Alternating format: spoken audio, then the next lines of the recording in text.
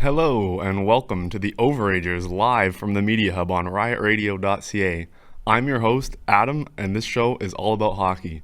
Today I'm going to be talking about general hockey news, where is Owen, and I guess the Stanley Cup Final. So starting off, I don't really want to talk about the Stanley Cup Final, so we're going to start with some other news that happened this week. Dylan Larkin wants a trade out of Detroit. I don't really like this move at all. He's been there his whole career. He's a Michigan guy, born in Michigan, played for Michigan Wolverines in the NCAA, was the captain of the Red Wings for most of his time when he was there, and now all of a sudden he's requesting a trade.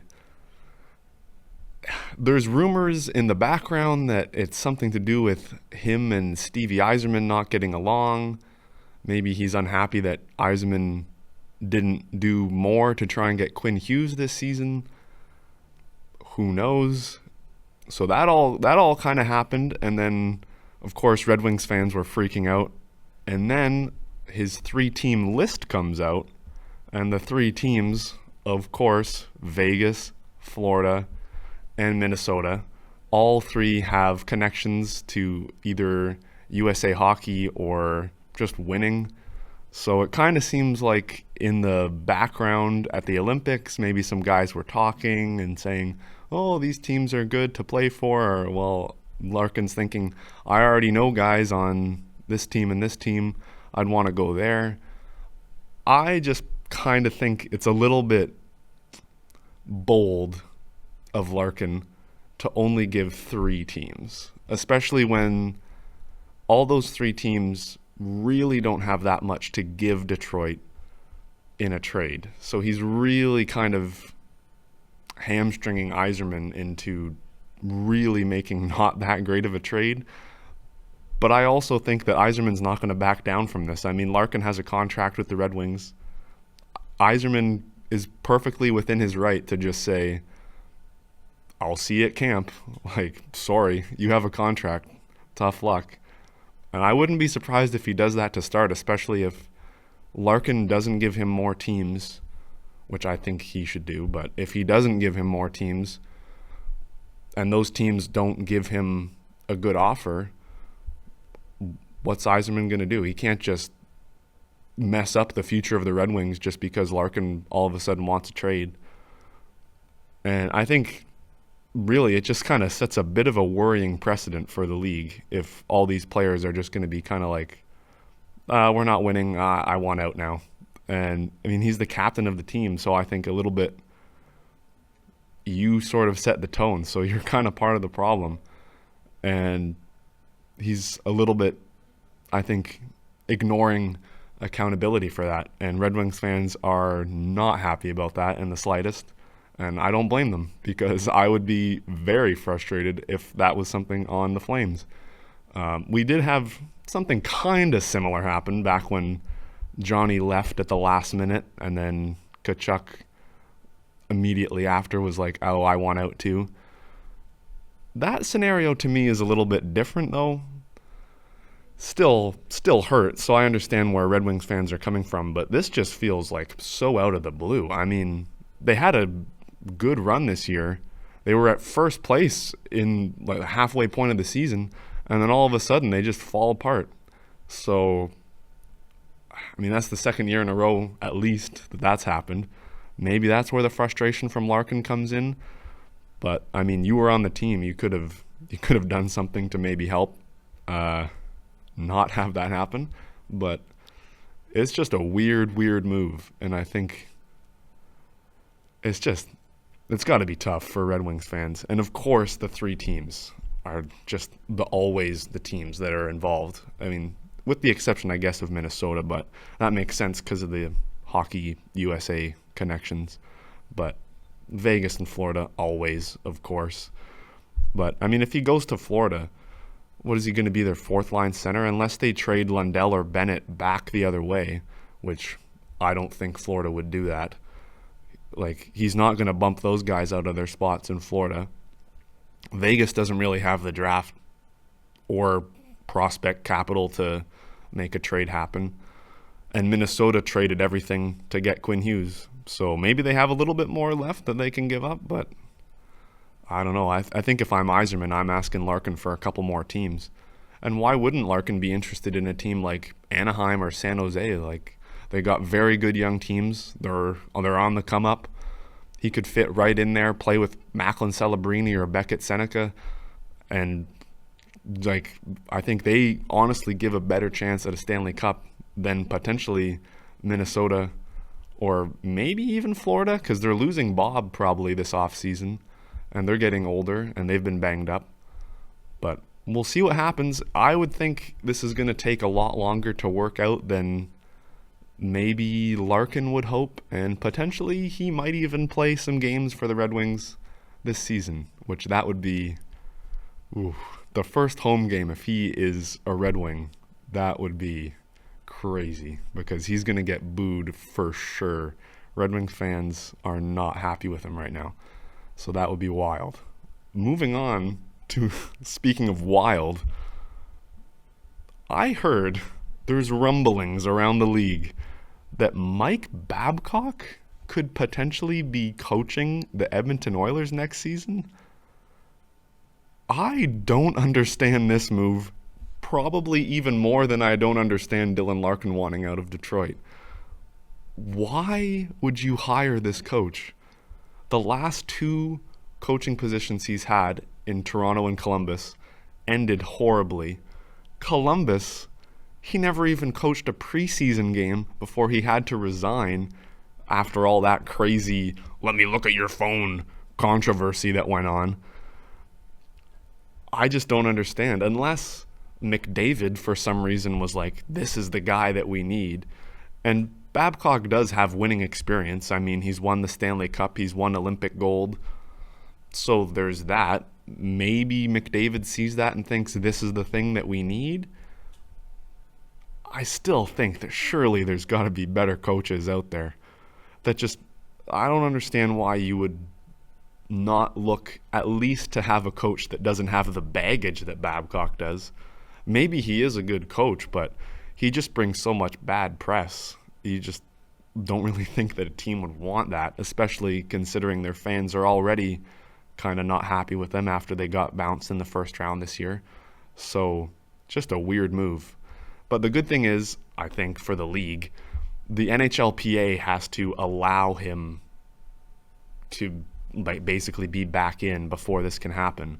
And I don't think that's going to happen. I think there's enough players in the league that have arguably almost had their careers ruined by this guy. I don't think the PA is going to let it happen unless Connor McDavid is the main guy that wants him. I could kind of see the PA bending to McDavid because he's the best player in the world. Then maybe that happens. But if it's just the Oilers for whatever reason being like, hey, we think this guy is good, I definitely don't think the PA is going to let that slide. But we'll see. That's going to be interesting, to say the least. Especially, I don't even think he was their first choice because they wanted to talk to Cassidy, and Vegas was like, nah, you can't. Like, you're not allowed. We fired him, but you can't have him. Just weird coaching things happening all around. But that's all the news, I guess. I suppose I'll have to talk about the Stanley Cup final. And Mitch Marner is the greatest player in the world, apparently. He has been lighting up the Stanley Cup playoffs up until this point. And the other night, he had a natural hat trick and 4 points in the first period. Just unbelievable. Like, I mean, if you had told a Toronto fan last year that Mitch Marner would be doing this, not only in the playoffs, in the Stanley Cup final, they'd probably laugh in your face. But here he is doing it. And I mean, I think really people shouldn't be surprised.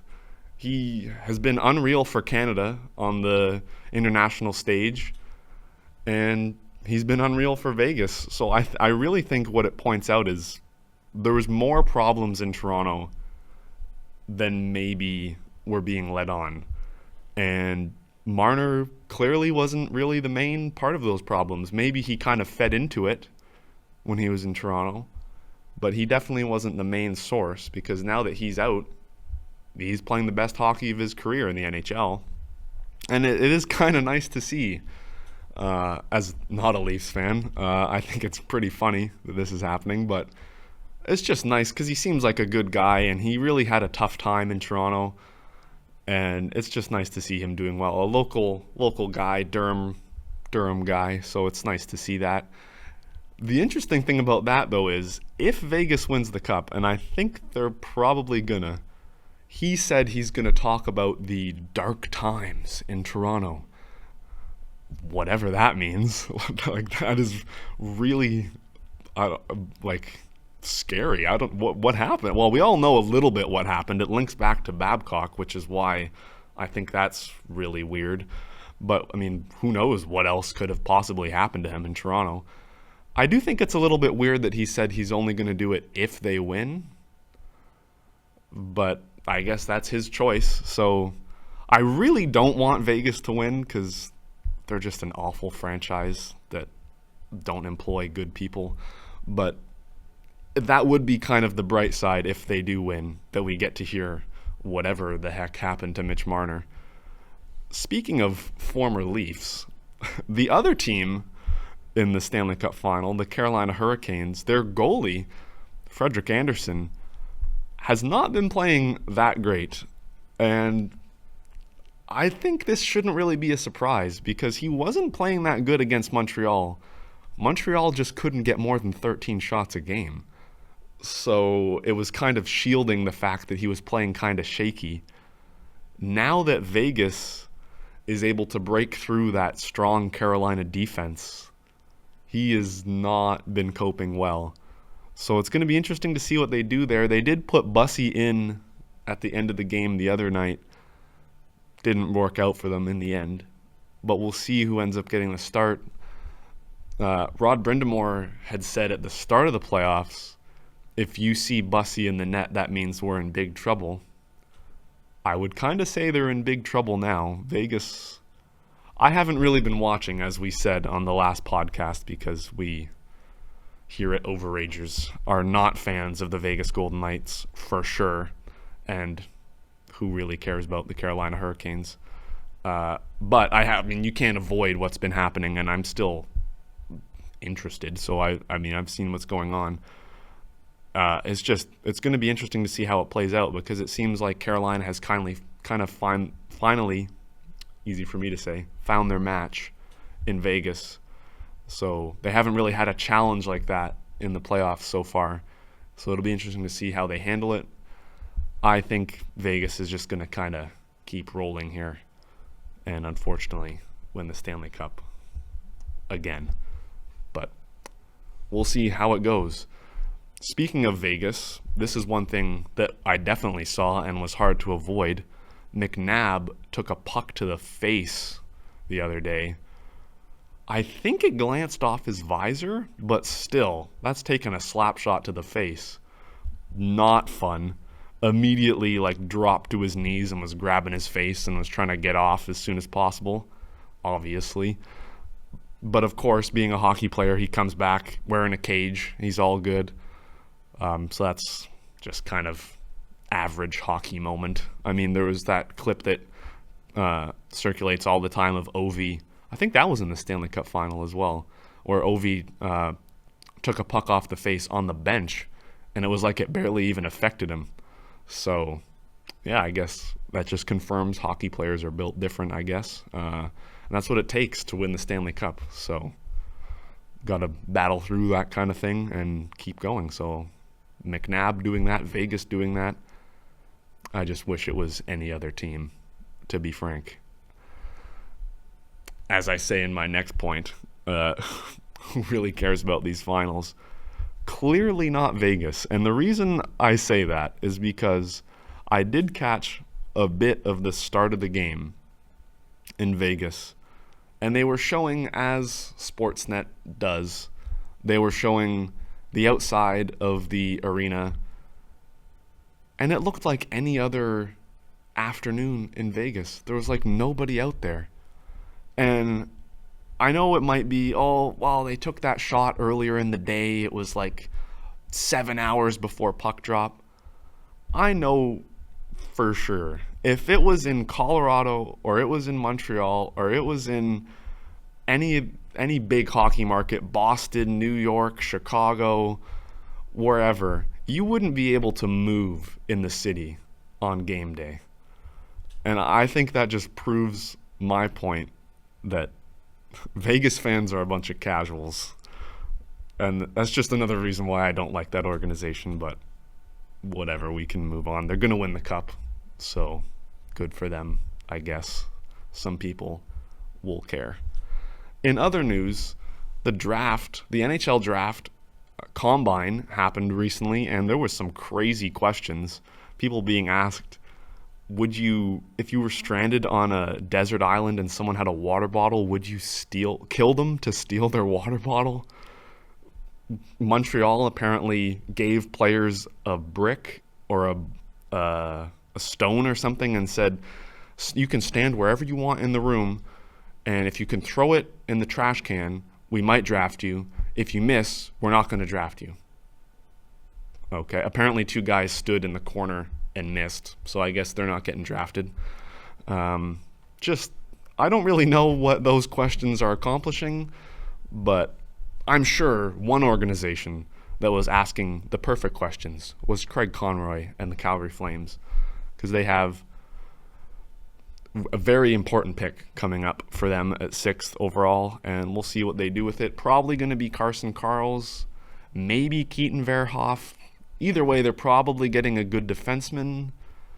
Maybe Malhotra drops that far. I kind of doubt it. Teams seem to be really high on him for some reason. I know we were discussing last week, me and Owen, but we don't really see what certain people see in Malhotra, but maybe that's just us. We never claim to be experts on this show, so I'm sure we're probably wrong and Malhotra is going to be really good, but we don't see it. He probably doesn't get to Calgary anyways, but either way, I would say probably going to get a really good defenseman, which is perfect because we already have Zane Parekh.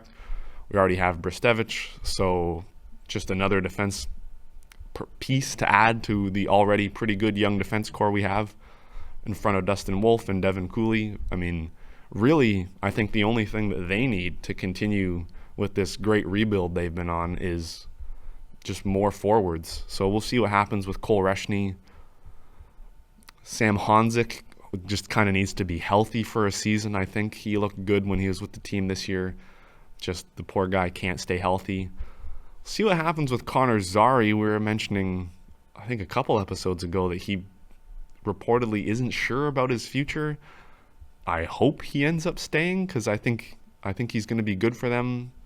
He's very talented. Another guy that just needs to stay healthy, to be honest.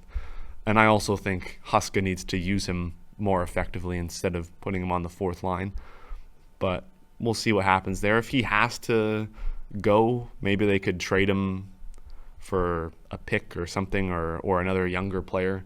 And he's not the youngest anymore. I think he's 24 or something like that. So that isn't old, but it's not young either.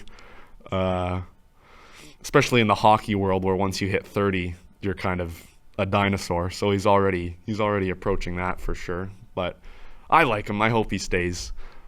And we'll see what else happens. Maybe we can get lucky and find someone in the 3rd round or something. I mean, Goudreau wasn't a 1st-round pick, so we'll see. Who knows what you might get. And if you have a defense as good as it seems that they're going to have, and you have a goalie or goalies as good as Dustin Wolf and Devin Cooley, you're already set up to be pretty good. So we'll see where that goes, but the future is definitely bright in Calgary. Where else the future is bright is the Oshawa Generals, and the OHL draft is coming up. We will be in attendance this Friday in Kingston. Me and Owen, we're driving down. We're going to record it, make a vlog style thing, which we've never done before, so that'll be interesting. Keep your eyes out on YouTube. But yeah, the OHL draft is going to be exciting. I've never been to any sort of draft of any sort, so that'll be cool to see.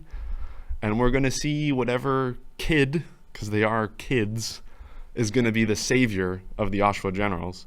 They already had some sort of draft the other day. I think it was the U18 draft.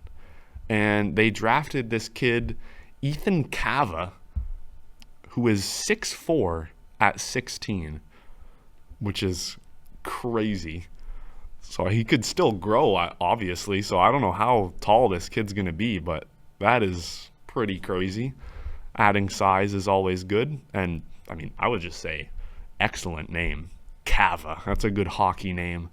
Look good on the back of a Generals jersey for sure. And, I mean, they have Sam Roberts and already a pretty solid group there. So we'll see what they add with first overall. And stay tuned because, like I said, we're going to be there. And it's going to be very exciting. Other exciting news with the Generals, Brooks Rogowski, as me and Owen like to call him, is coming back to Oshawa. So apparently he was previously committed to Michigan State University in the NCAA.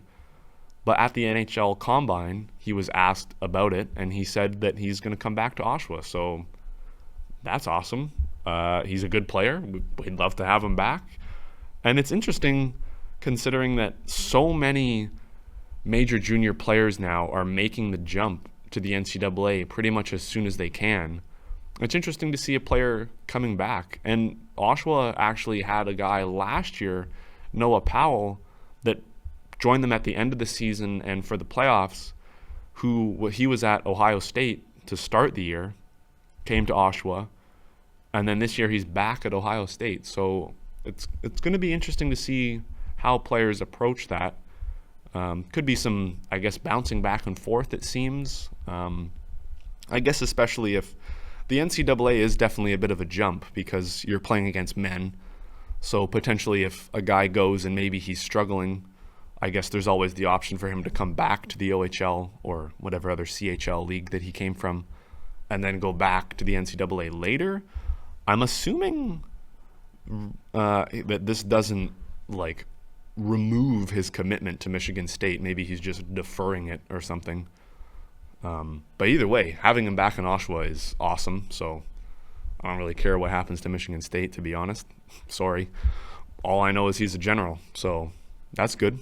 More OHL news. This is very interesting. Owen sent me this last night and was like, what?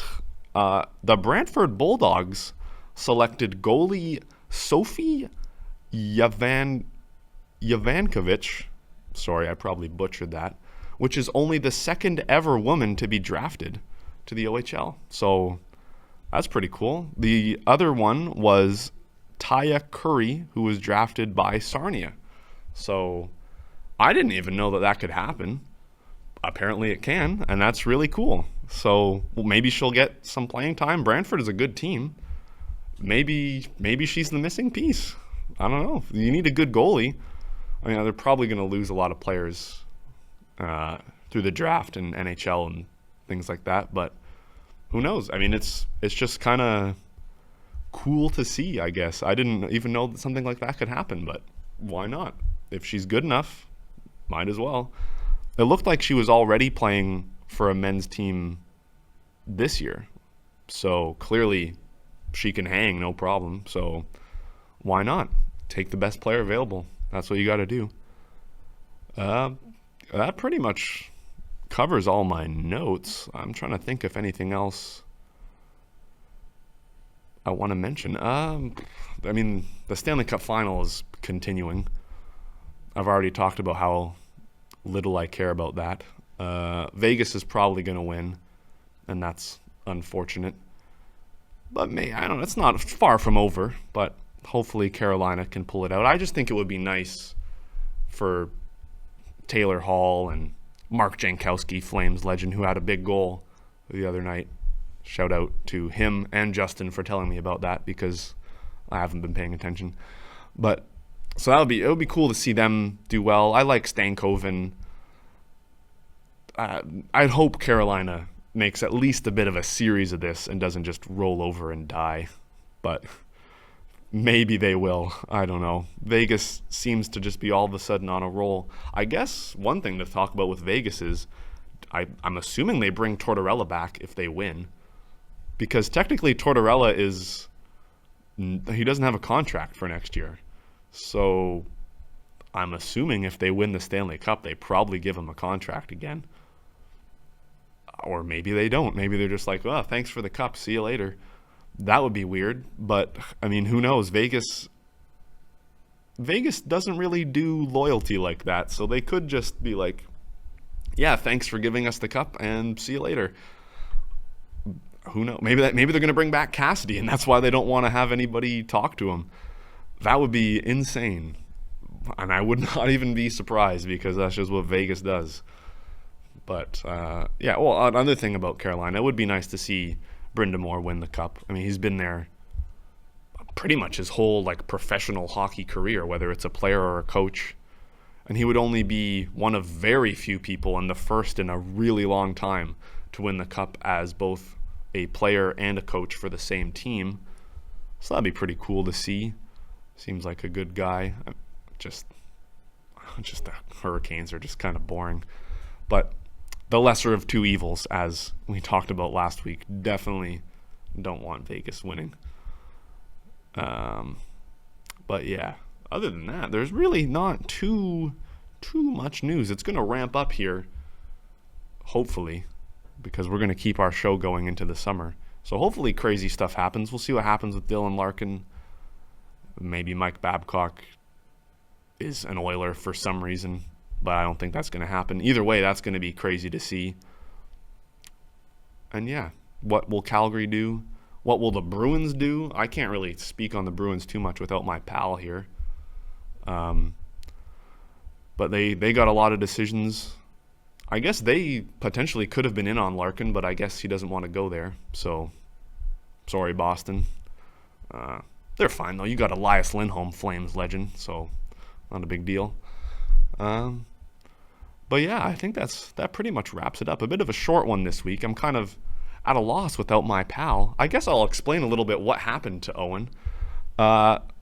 Just a bit of a story time to close it out. He didn't die, so that's good. He just, I guess, had a brain fart. He texted me on Sunday and was like, "Fella, I did something." And I was like, "Oh?" So apparently his niece wanted to go to Wonderland for her birthday. And I guess the day that was suggested was Tuesday. And he probably looked and was like, "Oh, I have Tuesday off. It's all good." Completely forgetting that we have the podcast on Tuesdays. And so that's where he is. So I hope he's having fun. Maybe he said he might be listening in the car. So hello. Happy birthday to your niece. I hope you guys have fun. But yeah, not a big deal. Had to go and had to leave me all alone. So I just had to ramble by myself. No one to... I mean, I could have really gone off the rails. I could hate on Boston. He's not here. I could say the Bruins suck. But they don't. I could say that, but I don't want to go too hard. Maybe he could kick me off the show. He is the one with the Durham connection, so I got to be careful with what I do here. I'm merely a guest. But yeah, no, it was fun. Back to regular proceedings hopefully next week for episode 10. This is technically the 10th one, but I didn't want to call it 10 without him. So it's 9.5, but we'll see what big extravaganza we do for 10, and it'll be good just to have him back. Keep me on track, keep the show moving, and maybe we'll have some more crazy news, I'm sure, because things just seem to be... There's never a normal week in the NHL, so we'll see what happens. But yeah, that's going to close it out. Don't forget, you can follow the Media Hub on social media at DCSA Media Hub. You can also follow us at OverAgers_ on Instagram and at OverAgers Podcast on YouTube.